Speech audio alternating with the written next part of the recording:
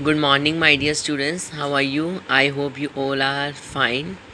So students, उस दिन हमने लाइव क्लास जो ली थी उसमें मैंने आपको पाठ के बारे में सारा डिस्कस किया था। आज मैं इसकी कहानी लेकर आपके सामने आ रही हूँ, तो इस वीडियो को ध्यान से देखिएगा। ठीक है बेटे। इसमें हमने बेटे उस दिन पढ़ा था कि दुख का अधिकार क्या था। इस पाठ में एक बुढ़िया की कहानी बताई थी आपने कि उसको दुख का भी अधिकार है या नहीं, क्योंकि वो अमीर या गरीब का भेद बताती है। तो बेटे इस कहानी के जो लेखक हैं वो यशपाल जी हैं, जिनके द्वारा ये कहानी लिखित है। इस कहानी के माध्यम से लेखक देश या समाज में फैले अंधविश्वासों और ऊंच नीच के भेदभाव को बेनकाब करते हुए यह बताने का प्रयास किए हैं कि दुख की अनुभूति सभी को समान रूप से होती है। प्रस्तुत कहानी धनी लोगों की अमानवीयता और गरीबों की मजबूरी को भी पूरी गहराई से चित्रण करती है। पाठ के अनुसार लेखक कहते हैं कि मानव की पोशाकें या पहनावा ही उन्हें अलग अलग श्रेणियों में विभाजित करती हैं। वास्तव में पोशाक ही समाज में मनुष्य का अधिकार और उसका दर्जा निश्चित करती है। जिस तरह वायु की लहरें कटी हुई पतंग को सहसा भूमि पर नहीं गिरने देती, ठीक उसी प्रकार जब हम झुक कर निचली श्रेणियों या तबके की अनुभूति को समझना चाहते हैं तो ये पोशाक ही बंधन और अड़चन बन जाती है। पाठ के अनुसार आगे लेखक कहते हैं कि बाजार में खरबूजे बेचने आई एक अधेड़ उम्र की महिला कपड़े में मुंह छिपाए और सिर को घुटनों पर रखे फफक फफक कर रो रही थी। फफक फफक का मीन्स सांस भी नहीं आता, जो ऐसे करता ना,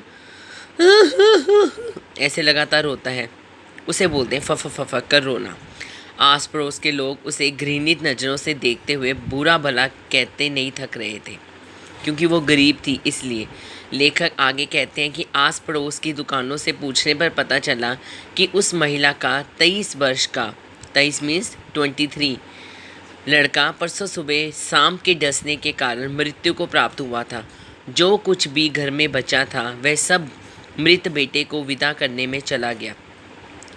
घर में उसकी बहू और पोते भूख से परेशान थे।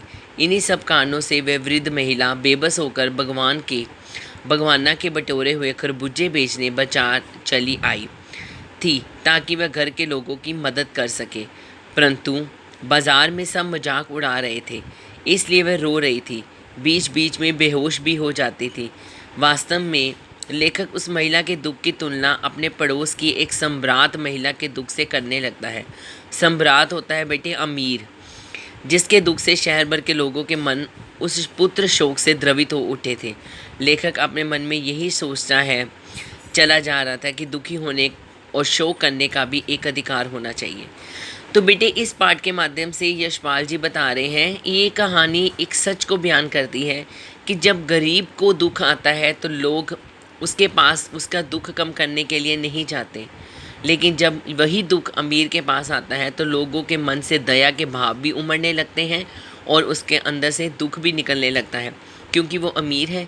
तो इस पाठ के माध्यम से यशपाल जी आपसे भी पूछ रहे हैं, क्या मौत का अधिकार अमीर लोगों के पास ही होना चाहिए, गरीबों को नहीं होना चाहिए?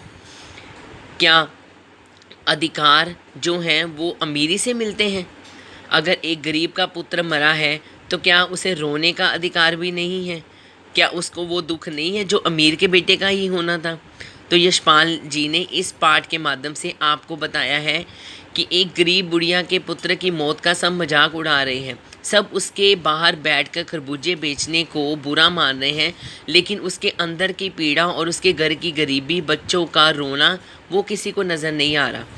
तो इसलिए कभी भी चाहता था, लेखक भी चाहते थे कि वो उस बुढ़िया के पास जाके उसका दुख पूछे, लेकिन जब उन्हें लगा कि वो अपनी इसी पोशाक के साथ उसके साथ बैठेंगे तो लोग उसको भी यही सोचेंगे कि वो कैसा है, तो वो भी पोशाक की वजह से उसके पास नहीं बैठ पाते हैं। अर्थात इस कहानी के माध्यम से लेखक यही बताना चाहते हैं कि जो मौत है वो सबको समान आती है, दुख सभी का सामान्य ही एक जैसा ही होता है, चाहे वो गरीब का हो चाहे अमीर का। तो इसलिए दुख का अधिकार सबको होना चाहिए, ना कि किसी अमीर और गरीब को। तो इस पाठ के माध्यम से उन्होंने पोशाक व्यक्ति का दर्जा और दुख के अधिकार की बात की है। आई होप बच्चे कि आपको सारा समझ में आ गया होगा पाठ अच्छी तरह से। फिर भी आपने मेरी ये बातें अच्छी तरह से सुननी है, समझनी है, और एक मैं PDF भेज रही हूँ आपको, जिसमें बच्चे आपके क्वेश्चन आंसर हैं टोटल। आपने वो क्वेश्चन सीधे उतारने हैं कॉपी पर, ठीक है। तो ये आज का आपका होमवर्क है, ठीक है बेटे। Thank you so much.